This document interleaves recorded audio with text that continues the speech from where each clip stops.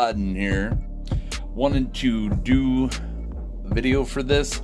If you follow me on Facebook, you had seen that I had gotten the rest of my plaster bandages and had not got a chance to actually go any further with this. Let me try to prevent the glare of the light over my shoulder from blocking out what you're gonna see here. So before I start on all this, let me go back and take you back a while ago.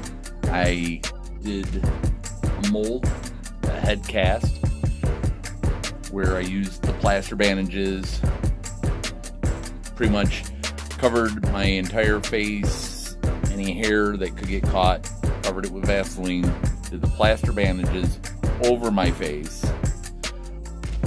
which made me feel very claustrophobic, to be honest with you on that one. And after I did that, I took the two pieces, because we did it in a two-piece mold. The back side of my head was one piece, the front side, of course, is the other. We put them together, taped them closed together, filled it with plaster of Paris to give me a head cast, and then with sculpting clay did the sculpt on it. And the first mask that I went to do, I tried to use alginate. Probably not the best thing to do since it was my first time to the rodeo with it, but lesson learned. So it totally destroyed what I tried to do. So 86 that. Then I had seen someone had done a mask using burlap. Alright, so resculpted it with clay, took and did the Mod Podge with my friend toilet paper here over a plastic cling wrap that I put over the mask to give it to where it didn't stick to the clay, but would stick to the saran wrap, blah blah blah, or the cling wrap. Sorry, my bad. Then after I did a layer of that to give it some stability, I went with the burlap. Problem with the burlap is you get these. It would be okay if you were just looking for a surface that didn't have all these contours and stuff. It makes it very hard to do. But I did leave the burlap in there. Let's see if I can turn this around without knocking everything over. Kind of give you a better view of the water a little bit. As you can see up here, you got burlap here, and it's all over. And I use that kind of as a stabilizer, give it a little bit more sturdiness. And like I said, it didn't want to hold the curves the way I wanted, and that was an issue. So I had to think radically and quickly, because the last thing I wanted to do was have my sculpt dry out and then it be start all over again.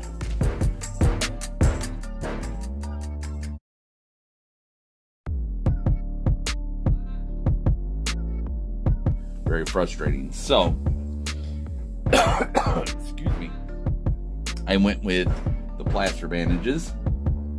Now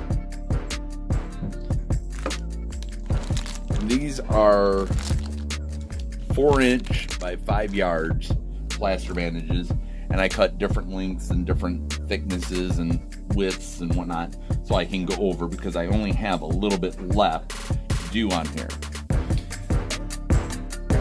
I wanted to get this done prior to the holidays. That did not happen, so now I'm kind of on a race for time here because the clay is starting to dry up underneath, and the last thing I want to do is have issues with it holding the shape and whatnot. So we are going to do that today.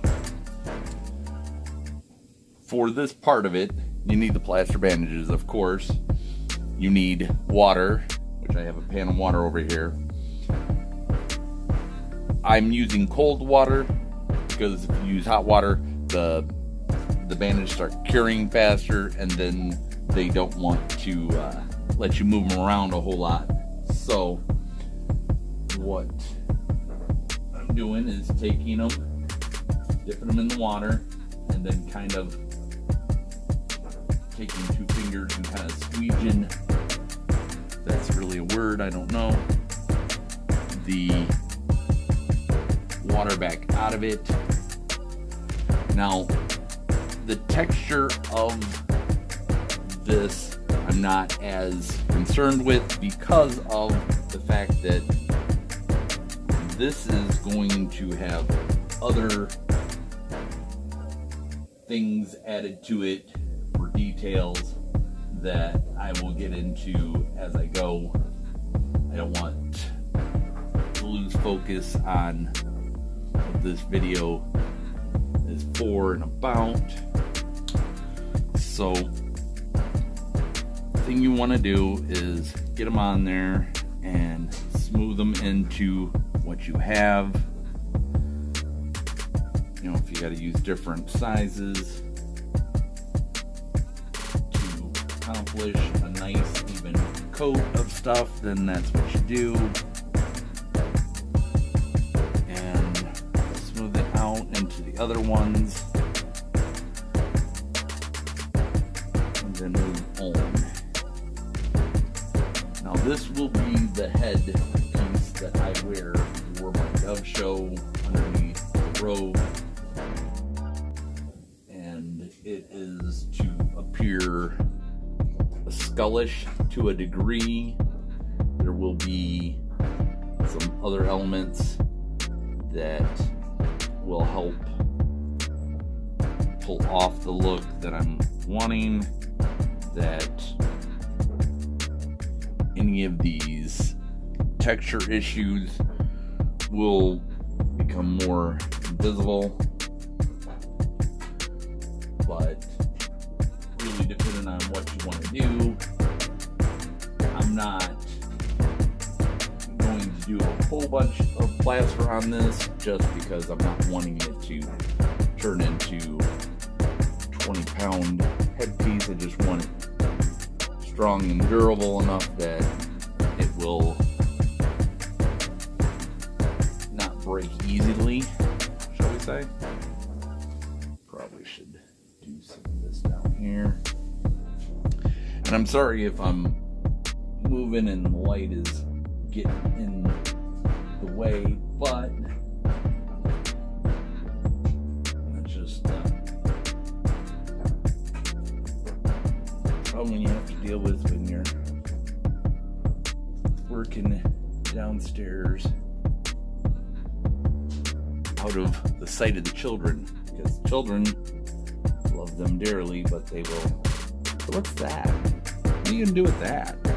Where's that going? How's that work? Nothing is more entertaining than having a child come try to assist you with handing you stuff when you're changing the wax ring out the toilet, because one of the other children decided to flush something down the drain. And of course, you know, nobody knows who did it, but you know, someone did it. Just wasn't them. That stranger that lives in my house, apparently.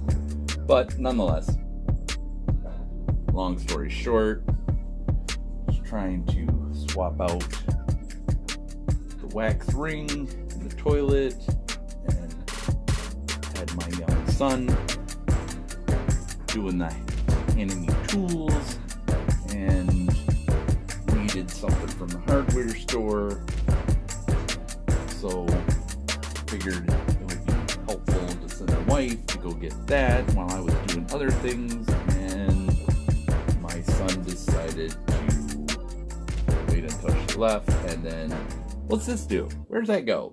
Before I knew it, I didn't know where half my tools were. Just did a good job. Real fun. Real fun. But hey, I guess that's one of the joys of being dad and teaching things. But anyways, you're not here to hear about my children and flushing things down the toilet and all that fun stuff. You're here to see magic and tutorials. So, nonetheless, we're gonna just keep going, taking advantages, and kind of, I don't know if you get using 2 fingers, and I'll show you a little bit better in a second. But you want to take, and you don't want the bandages dripping, because that just makes for a big old mess, and it doesn't help you any grand scheme of things. But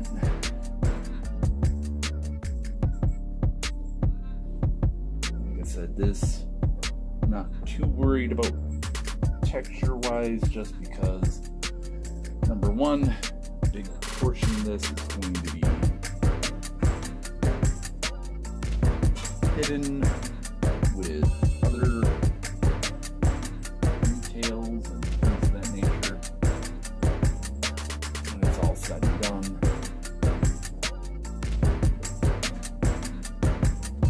And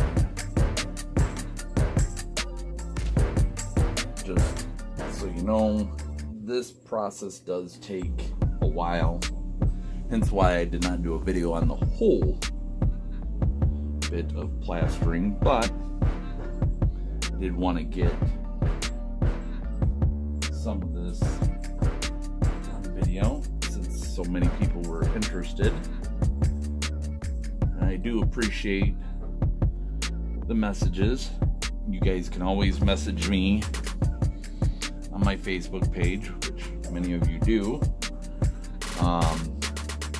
Got questions or whatever, or you can always leave a comment in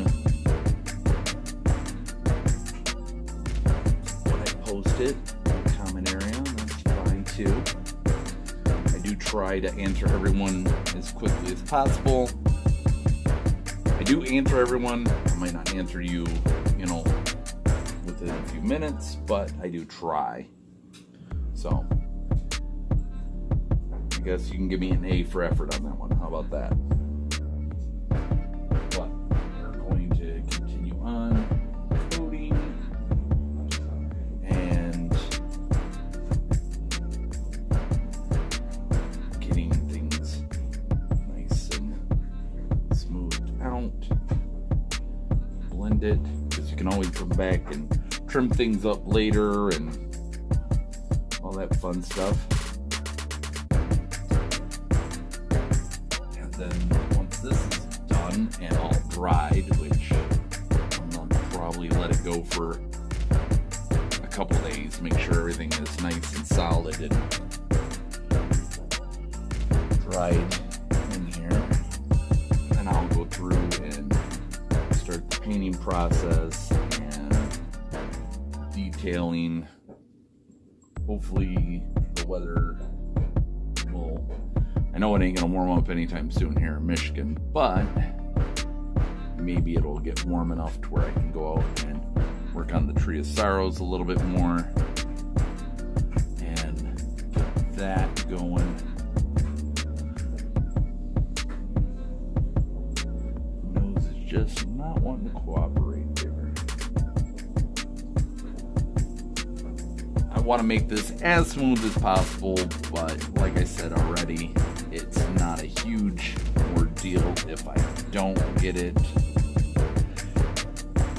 because what of this mask is visible is supposed to look like bone, a little bit of rot, flesh rot, things like that, maybe a little bit of blood here, there, whatever.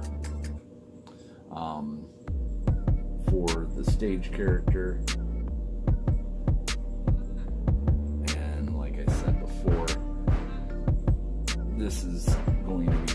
face piece that I wear underneath the the cowl, so it's not going to be a huge issue.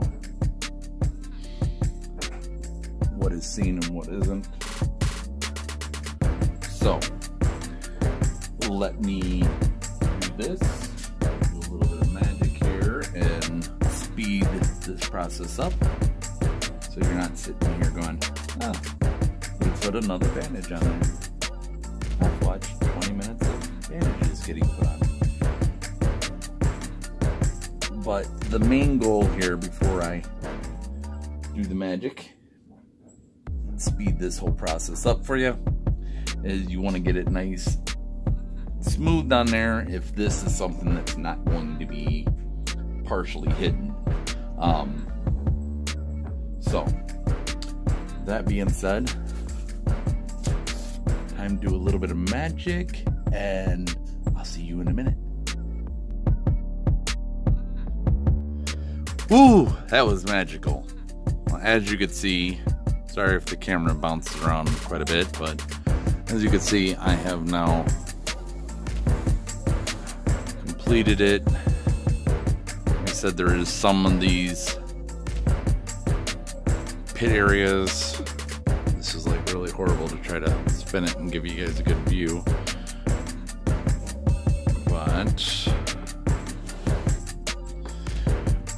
there'll be flesh added to this, and I'll go through all of that at a later point. But I kind of wanted to, maybe this would be better, sorry about the bouncing again, but I wanted to give you guys a better view of it now that it's completed. And the next is letting it dry and then removing it from the head cast and removing all the dried up clay that'll be under there by now.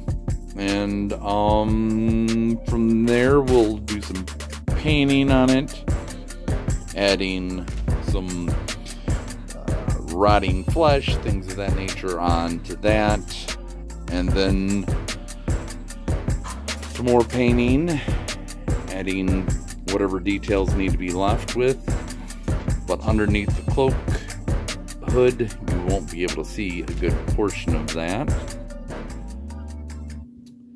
So that'll be concluding this video. See you on the next video. And if you're new to my channel, you like this, hit that subscribe button. Oh, there you go. Not direct light makes it definitely change its look, but you can definitely see the detail and the ridges and things like that. But anyways, back to what I was saying. If you're new to my channel, you like what you see, hit that subscribe button.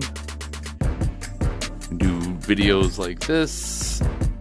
We do tutorials on magic and things of that nature, other props, and I will see you on the next video. Thanks.